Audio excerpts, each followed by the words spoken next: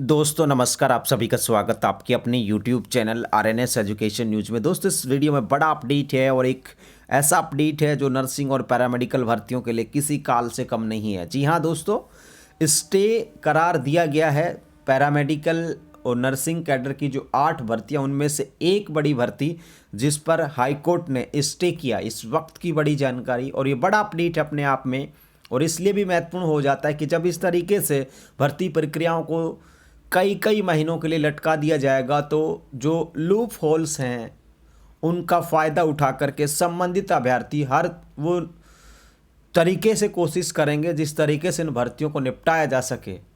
तो हर कोई बहती गंगा में हाथ धोना चाहता है इन भर्तियों को लेकर के। ये इनके इन प्रकारेण अपने हितों को साधने के लिए इस तरीके की चीज़ें की जाती हैं।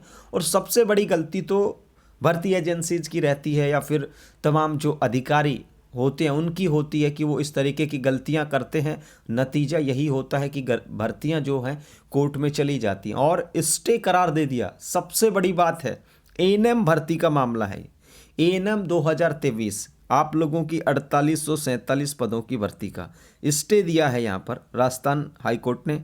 अंतिम चयन सूची और नियुक्ति आदेश पर हाईकोर्ट की रोक, ये बड़ा फैसला अपने आप में। देख सकते हैं दोस्तों, फाइनल लिस्ट और साथ में नियुक्ति, दो बड़ी चीज़ें, ठीक है ना। और जस्टिस गणेश राम मीणा की एकल पीठ ने आदेश दिए हैं। जो जज साहब थे गणेश राम मीणा, इनकी एकल पीठ ने आदेश दिए हैं, ठीक है। और ये एएनएम भर्ती का मामला है। अब बता दूं कि ये सिर्फ एएनएम पर लागू है, इसका मतलब ये नहीं कि भाई 7 और भर्तियों पर इस तरीके की चीज़ें हैं। लेकिन ऐसा होता है कि किसी भी भर्ती पर कभी भी कुछ भी आ जाए, क्योंकि इतने सारे केसेज लगे हैं, किसी को नहीं पता। गारंटी है मेरी, दावे के साथ कह रहा हूँ, और मैं खुद भी शामिल हूँ इसमें। मुझे भी नहीं पता कितने केसेज किस भर्ती को लेकर के हाई कोर्ट्स में चल रहे हैं, और किसी को नहीं पता, सिर्फ चिकित्सा विभाग को छोड़ करके और सिफू को छोड़ करके किसी को नहीं पता कितने केसेज किस तरीके के लगे हुए। सब ढोल पीटते हैं कि यार ये है वो है, बाकी कुछ नहीं पता। देख सकते हो, किसी को पता था कि एएनएम भर्ती में केस लगा हुआ है, और ये देखिए कांड हो गया यहाँ पर।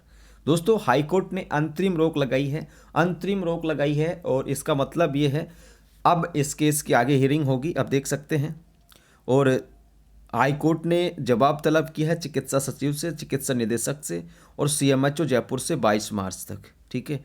तो देखिए 22 मार्च तक ये स्टे रहेगा इस पर। क्या बात है, 22 मार्च तक स्टे रहेगा।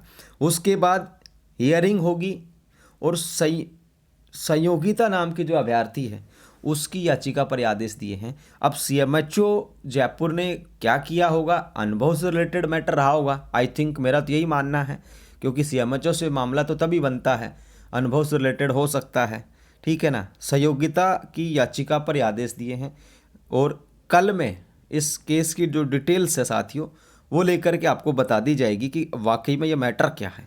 तो फिलहाल इतना समझ सकते हैं कि एएनएम की अंतिम चयन सूची और नियुक्ति आदेश पर रोक। देखिए इस स्टे से फ़र्क सिर्फ इतना पड़ने वाला है कि देखिए 22 मार्च तक वैसे भी कुछ नहीं होने जा रहा था, ठीक है ना। 20 दिन की बात है, 20-21 दिन की, वैसे भी कुछ नहीं होने जा रहा था।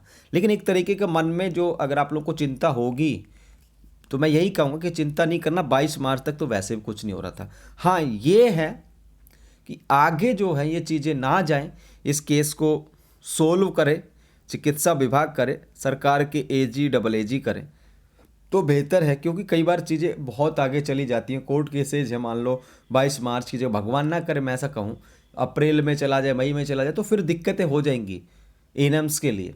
तो ये मामला है, संयोगिता नाम की अभ्यर्थी ने याचिका लगाई थी, और इसमें सीएमएचओ जयपुर से 22 मार्च तक जवाब तलब किया गया। तो मेरा जहाँ तक मानना है अनुभव से रिलेटेड कोई कहानी होगी, और जो भी कहानी है, ठीक है ना, वो मैं आप लोगों को कल तक बताने की पूरी कोशिश करूँगा, ठीक है साथियों। फिलहाल अच्छे से नींद लें अपनी, ठीक है ना। ये वीडियो अभी चलेगा रात के वक्त में, अच्छे से नींद लें अपनी, ठीक है। चिंता ना करें, इस तरीके की चीज़ें आती रहती हैं। अंतरिम रोक है, ठीक है ना, अंतरिम रोक है, जब जवाब दे दिया जाएगा तो सारी चीज़ें क्लियर कर दी जाएंगी, ठीक है।